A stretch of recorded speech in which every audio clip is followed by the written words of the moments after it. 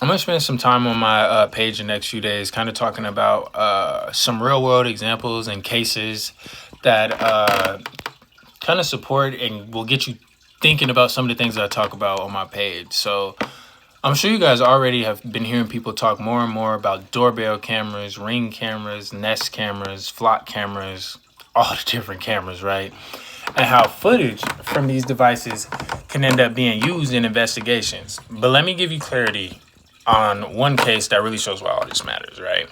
It's Nancy Guthrie, and I'm sure most of y'all have already heard this. She was an 84-year-old woman in Arizona who went missing, and at first, the authorities believed there was no usable camera footage from her doorbell camera because she didn't have an active paid subscription, no CloudPan, no easy access to stored footage, right? But later, the FBI recovered footage from what was described as residual data in the back-end system, and that footage showed a masked person at her door. I want to be very clear. I'm glad that footage helped. Super glad. When someone goes missing, evidence is of the utmost importance, you know?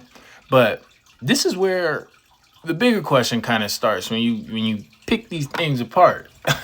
If the person who owns the camera can't access the footage, but the company and law enforcement might still be able to recover it later, then what does no subscription actually mean? Because most people hear no subscription and think nothing is stored, nothing is saved, nothing exists. But this case shows that's not always the case. Sometimes data has an afterlife.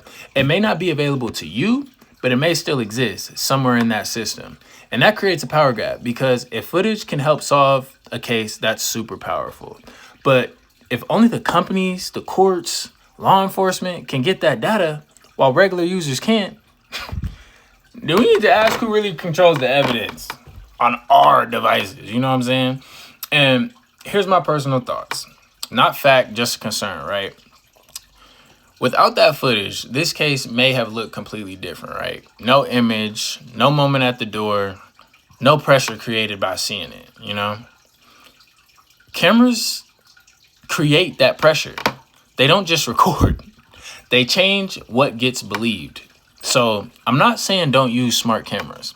I'm saying understand the trade-off. Where is it pointed? What does it see? What gets stored? Who can access it? And most importantly, what happens to that data after you think it's gone? Because convenience doesn't always mean control. And the devices protecting your home may also be creating evidence on you that you don't fully understand. So keep that in mind. Just remember the answer's always in plain sight. You just got to go find it.